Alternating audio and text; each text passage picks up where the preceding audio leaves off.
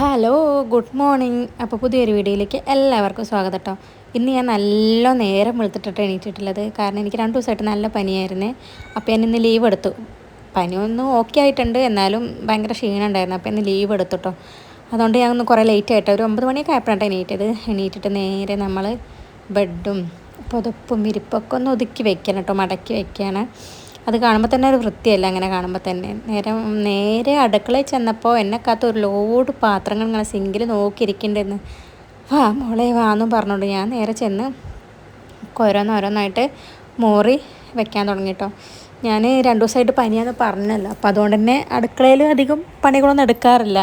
അറിയാമല്ലോ, ഒരു ദിവസം ഒന്ന് കടന്നാൽ അടുക്കളയും വീടും തല തിരിച്ചു വെക്കണ ടീംസ് നമ്മുടെ വീട്ടിലുണ്ടാവും. അതുപോലെയാണ് എൻ്റെ വീട്ടിലും. അപ്പോൾ ഒരു ലോഡ് പണി എന്തായാലും വീട്ടിലുണ്ട്. അപ്പോൾ അതും ഒന്ന് എടുക്കാമെന്ന് വിചാരിച്ചിട്ടാണ് ഞാൻ ലീവ് എടുത്തിട്ടുള്ളത് കേട്ടോ. അപ്പം അങ്ങനെ പാത്രങ്ങളൊക്കെ മോറിക്കഴിഞ്ഞിട്ട് നമ്മൾ ആ ഏരിയ ഒക്കെ ഒന്ന് വൃത്തിയാക്കിയിട്ട് കഴുകാൻ കേട്ടോ. പാത്രം വെക്കണതല്ല, സോപ്പ് വെക്കണം. പാത്രം കഴുകാൻ സോപ്പ് വെക്കണ അവിടെയും നമ്മുടെ ടാപ്പും ആ സിങ്ക് ഏരിയയും എല്ലാം ഒന്ന് ക്ലീനായിട്ട് വൃത്തിയാക്കി ഉരച്ച് കഴുകിയിട്ട് ഒക്കെ ഒന്ന് ക്ലീൻ ചെയ്ത് വെക്കുന്നുണ്ട് കേട്ടോ. കാരണം 2 ദിവസമാണ് പറഞ്ഞറിയിക്കണം. 2 ദിവസം അടുക്കള കയറിയിട്ടില്ലെന്ന് പറഞ്ഞറിയിക്കണം. 1 മാസം അടുക്കള കയറാത്തത് അതുപോലെ ആക്കിയിട്ടുണ്ട്. എന്താ അറിയില്ല, അത് അങ്ങനെ എല്ലാ വീട്ടിലും ഇങ്ങനെ തന്നെയാണ് കേട്ടോ. അത് എനിക്ക് ഉറപ്പാണ്, എല്ലാ വീട്ടിലും ഇങ്ങനെ തന്നെ ആക്കണം. അല്ലെങ്കിൽ നിങ്ങളുടെ അമ്മയോ അല്ലെങ്കിൽ ഭാര്യയോ ഒക്കെ ഇങ്ങനെ വയ്യാതെ കിടന്നാൽ പറയാം.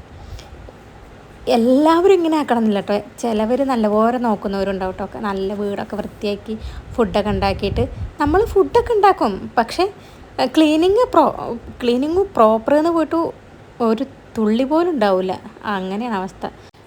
അതൊക്കെ പാത്രങ്ങളൊക്കെ മോറിട്ട് അതാത് സ്ഥലത്ത് തന്നെ വെക്കണം കേട്ടോ, അല്ലെങ്കിൽ എനിക്കൊരു സമാധാനം ഉണ്ടാവില്ല. അപ്പം അങ്ങനെ അതൊക്കെ കഴുകിയിട്ട് അതാത് സ്ഥലത്തും സ്റ്റാൻഡിലെല്ലാം വെച്ചിട്ട് നേരെ ഞാൻ ഗ്യാസ് അടുപ്പിൻ്റെ അടുത്താണ് ചെന്ന് കേട്ടോ. അതും ആകെ ഒരുമാതിരിയായിട്ട് കുക്കിങ്ങൊക്കെ ചെയ്തിട്ട് ക്ലീൻ ചെയ്യലല്ലോ, കുക്കിങ് മാത്രമല്ലേ നടക്കണുള്ളൂ. അപ്പോൾ അതുകൊണ്ട് അത് ഭയങ്കര മോശമായിട്ട് കിടക്കുകയായിരുന്നു. അപ്പോൾ അതൊക്കെ ഒന്ന് ഞാൻ നല്ലപോലെ ഉരച്ച് കഴുകിയിട്ട് ഒക്കെ ഒന്ന് ക്ലീൻ ചെയ്തെടുക്കുന്നുണ്ട് കേട്ടോ. അതുപോലെ തന്നെ ഇതിൻ്റെ അടിയിൽ കഞ്ഞിവെള്ളം വീണിട്ട് കണ്ടോ, ഈ ഒരു അവസ്ഥയായിട്ടുണ്ട്. അത് എത്ര ഉരച്ചിട്ടും പോകണുണ്ടായിരുന്നില്ല. പിന്നെ ഞാൻ കമ്പിച്ചണ്ടി ഇട്ടിട്ടാട്ടോ ഉരച്ചത് കണ്ടോ. കമ്പിച്ചണ്ടി ഇട്ടിട്ട് തന്നെ എത്ര നേരം ഉരച്ചു പറയാം, അതൊന്ന് പോരാൻ വേണ്ടിയിട്ട്. അവിടെ അത് അത്രയും ഒട്ടിപ്പിടിച്ചിട്ടുണ്ടായിരുന്നു. എത്ര ദിവസം, 2 ദിവസത്തല്ലേ. ഞാൻ കുറേ ബുദ്ധിമുട്ടിയുമേ. പിന്നെ കുറേ നേരം ഉരച്ചപ്പോൾ അത് പോകുന്നു കേട്ടോ, കുഴപ്പമില്ല, സെറ്റായി. കമ്പിച്ചണ്ടി കൊണ്ട് ഉരച്ച് പെട്ടെന്ന് പോരും, കാരണം പെട്ടെന്ന് കിട്ടാൻ സുഖമാണ്. മറ്റേ ചണ്ടി കൊണ്ട് ഉരച്ചിട്ടൊരു കാര്യമില്ല കേട്ടോ. കമ്പിച്ചണ്ടി കൊണ്ട് ഉരച്ചിട്ട് പിന്നെ ഞാനിങ്ങനെ തുടച്ചെടുക്കുക കേട്ടോ ചെയ്തിട്ടുണ്ടായിരുന്നത്.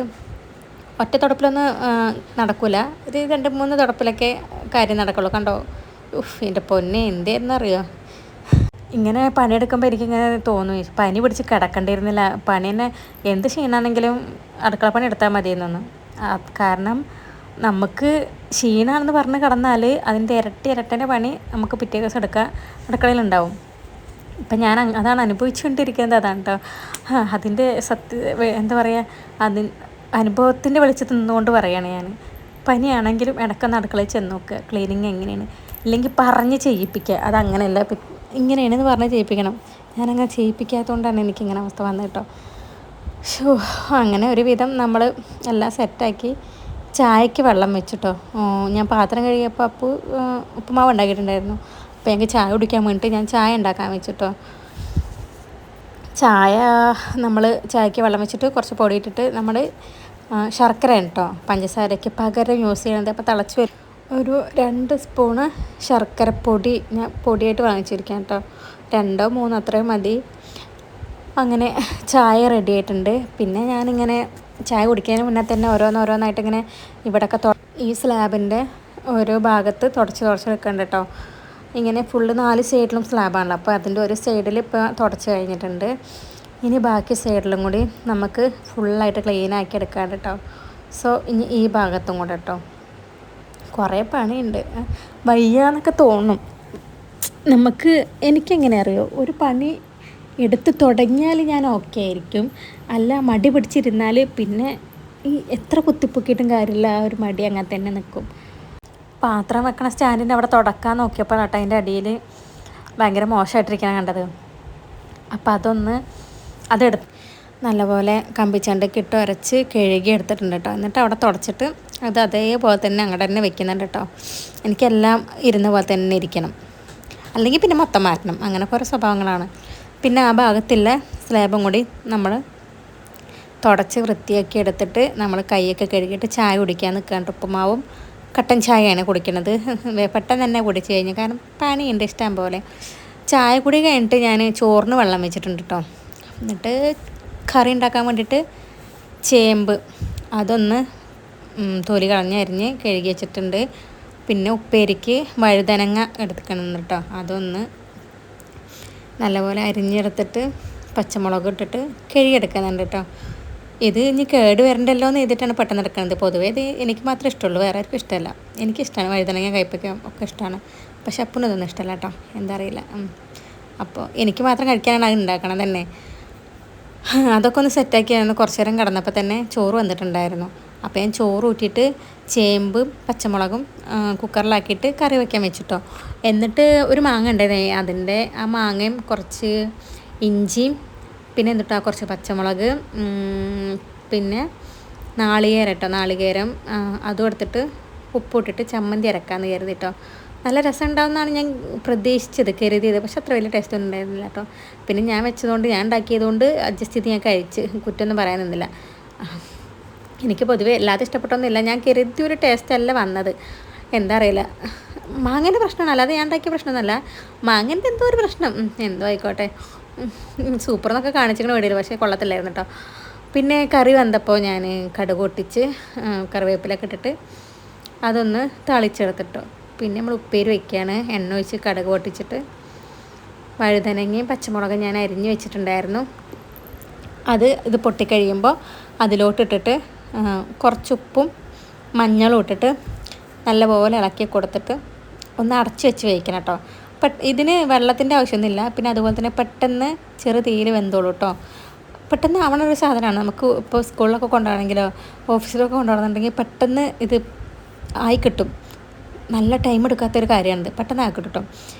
അങ്ങനെ അതൊക്കെ സെറ്റ് ചെയ്ത് കഴിഞ്ഞിട്ട് ഞാൻ എന്ത് ചെയ്തു, വേഗം അടിച്ചു വരാൻ നിന്നു. ഉള്ളിൽ കൂടെ ഒക്കെ അടിച്ചു വാരിയ തുടക്കണമെന്ന് ഞാൻ കരുതിയിരുന്നു, പക്ഷേ ഞാൻ തുടച്ചില്ല കേട്ടോ. അതെന്തുകൊണ്ടെന്ന് വെച്ചാൽ എനിക്ക് ക്ഷീണം വന്നു. ഈ പണിയൊക്കെ എടുത്തപ്പോൾ ഞാൻ കുഴങ്ങി, സത്യം പറഞ്ഞാൽ.